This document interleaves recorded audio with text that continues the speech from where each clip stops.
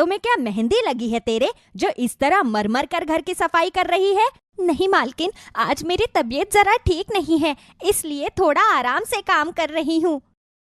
तबीयत ठीक नहीं थी तो काम पर आई ही क्यों? खामखा तेरी वजह से हम सब भी यहाँ बीमार पड़ जाएंगे। जा यहाँ से। और जब तक तू ठीक नहीं हो जाती तब तक तुझे काम पर आने की कोई जरूरत नहीं है। ऐसा मत कहिए मालकिन, मुझे बुखार होने से आप लोगों को थोड़ी ना बुखार हो जाएगा। आप तो जानते हैं मेरे पति बहुत बीमार है, अगर मैं काम नहीं करूंगी तो मेरे घर का चूल्हा नहीं चलेगा। तेरे घर का चूल्हा जलने या ना जलने से मुझे कोई मतलब नहीं। मैं तुझ जैसी बीमार औरत से अपने घर का काम नहीं करवा सकती। पूरे घर में कीटाणु ही कीटाणु फैला देगी। जा यहाँ से। ठीक है मालकिन, लेकिन कम से कम मुझे मेरे आज के पैसे तो दे दीजिए। किस बात के पैसे? ये जो मर मर के काम कर रही है, इस बात के पैसे? आज के काम का एक भी पैसा नहीं मिलेगा तुझे। कुछ भी काम नहीं किया आज तूने। इतना कहकर मालकिन शारदा को अपने घर से भगा देती है। शारदा घर पहुंचती है तो उसका बेटा उससे खाना मांगने लगता है। तुम काम से आ गई माँ? मुझे बहुत जोर से भूख लगी है, तुम मेरे लिए खाना बना दो। हाँ बेटा, बस अभी बनाती हूँ। हे भगवान, अब मैं क्या करूँ? रिंकू भी भूखा है, मोहन जी को मुझे खाना खिलाकर उनकी दवाइयाँ भी देनी है। घर में तो थोड़ा सा भी राशन नहीं है। मालकिन ने भी मुझे आज के पैसे नहीं दिए। एक काम करती हूँ, राशन वाले के पास जाकर थोड़ा राशन उधार लेकर आ जाती हूँ। शारदा पास वाले राशन वाले के पास राशन लेने जाती है। माफ करना शारदा बहन, लेकिन अब मैं तुम्हें और ज्यादा उधार में राशन नहीं दे सकता। तुम तो हर दूसरे तीसरे दिन मुझसे उधार में राशन लेने आ जाती हो। अभी तक तुमने मेरे पहले के भी पैसे नहीं दिए हैं।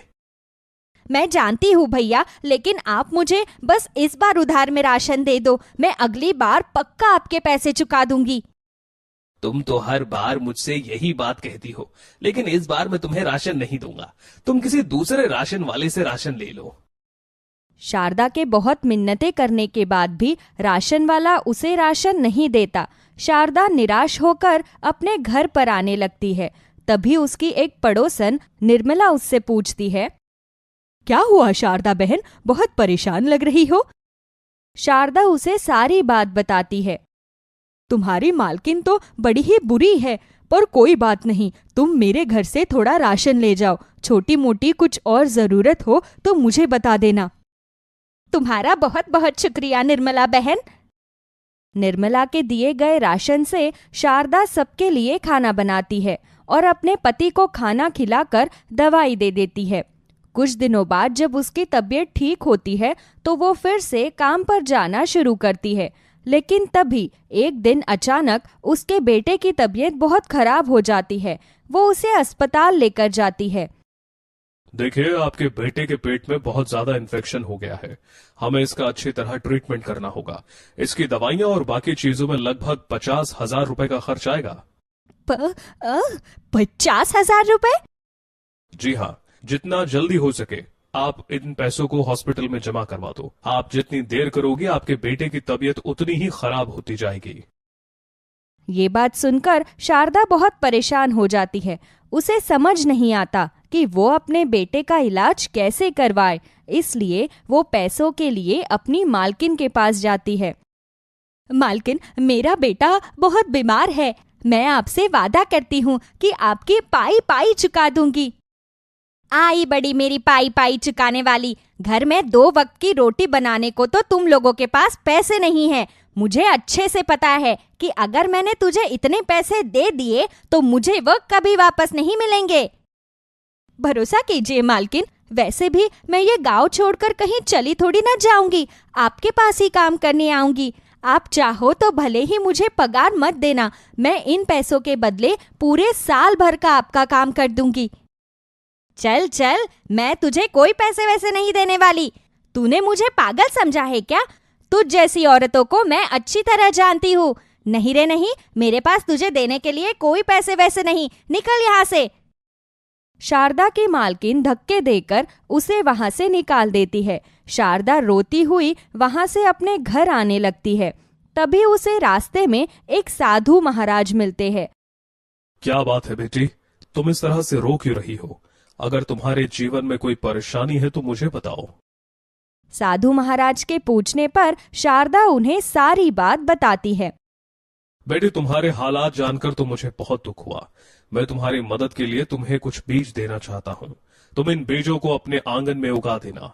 इससे उगने वाला फल तुम्हारे जीवन की मुश्किलों को हल कर देगा।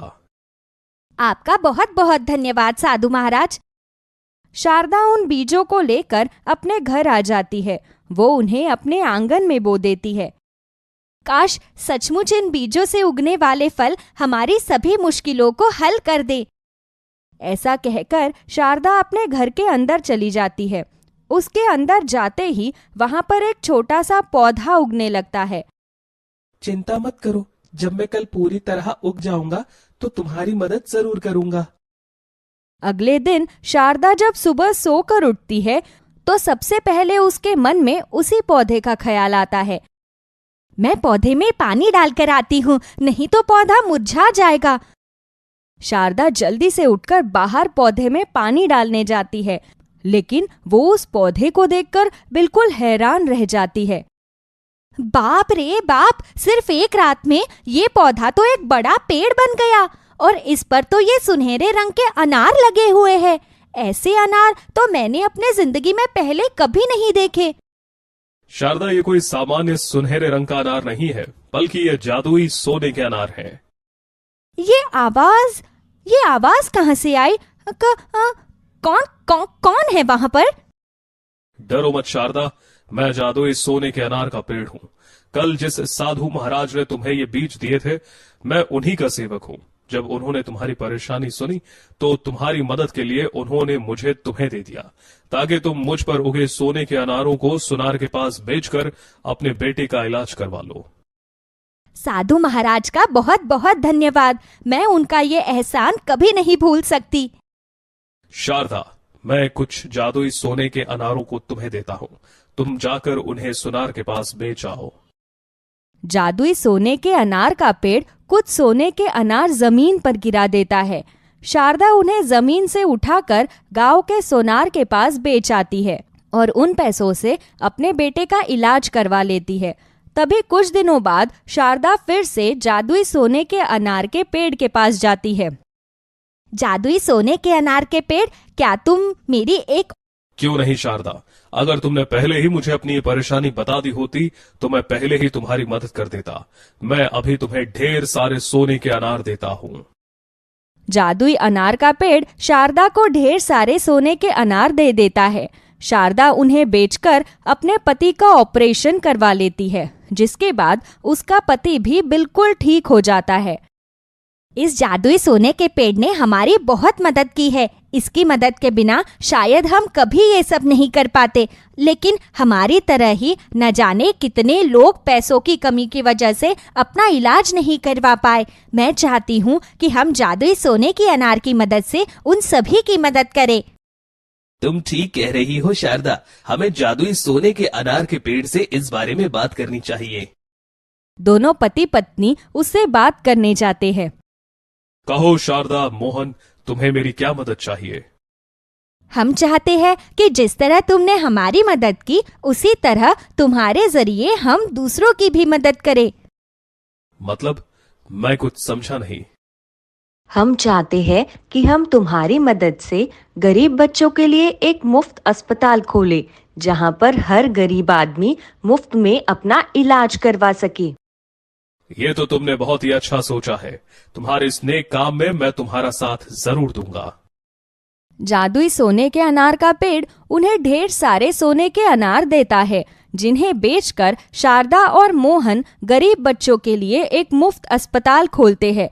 लेकिन जब शारदा की मालकिन को इस बारे में पता चलता है तो उसे शारदा पर शक होने लगता है। कल तक तो वो शारदा मेरे सामने 2-2 पैसे की भीख मांगती थी और आज वो इतनी अमीर हो गई है कि गरीब लोगों के लिए मुफ्त अस्पताल खोल रही है। इसके पीछे कुछ ना कुछ गड़बड़ तो जरूर है, मुझे पता लगाना ही होगा। शारदा की मालकिन रात को छिपकर उसके घर पर नजर रखने लगती है। तभी वो शारदा को अंदर से आते हुए देखती है। शारदा जब जादुई अनार के पेड़ से बात करती है तो एक सोने का अनार टूटकर नीचे गिर जाता है। शारदा उसे उठाकर अंदर चली जाती है। अच्छा, तो ये बात है। इस सोने के अनार के पेड़ की वजह से इस शारदा के पास इतने पैसे आ गए हैं। भले ही इसने गरीबों के लिए मुफ्त अस्पताल खोला हो, लेकिन है तो ये अभी भी वही फटीचर। घर में सोने के अनार का पेड़ होने के बावजूद भी इस टूटे फूटे घर में रह रही है। इसे तो पैसों का इस्तेमाल करना भी ठीक से नहीं आता, लेकिन मुझे पैसों का इस्तेमाल करना बहुत अच्छी तरह से आता है। मैं भी जाकर इस पेड़ से सोने के अनार मांगती हूँ। इससे खूब सारे अनार लेकर मैं अपने लिए नया बंगला खरीदूंगी। जादुई अनार के पेड़ से सोने के अनार मांगने के लिए शारदा की मालकिन अंदर जाती है, लेकिन बार बार सोने का अनार मांगने के बाद भी वो पेड़ उसे एक भी सोने का अनार नहीं देता। समझ नहीं आ रहा आखिर ये पेड़ मुझे सोने का अनार क्यों नहीं दे रहा। अगर ये मुझे सोने का अनार नहीं दे सकता तो मैं इसे जला दूंगी। ऐसा कहकर वो जैसे ही उस पेड़ को हाथ लगाती है, वैसे ही वो पेड़ उसे बहुत जोर का बिजली का झटका दे देता है।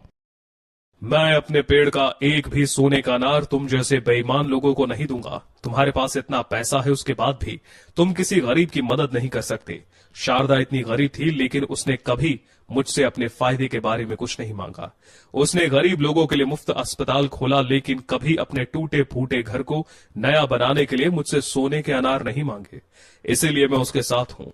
तुम अभी के अभी यहां से चली जाओ, वरना इस बार तुम्हें इससे भी ज्यादा जोरदार बिजली का झटका मिलेगा। ये बात सुनकर उसकी मालकिन वहां से भाग जाती है।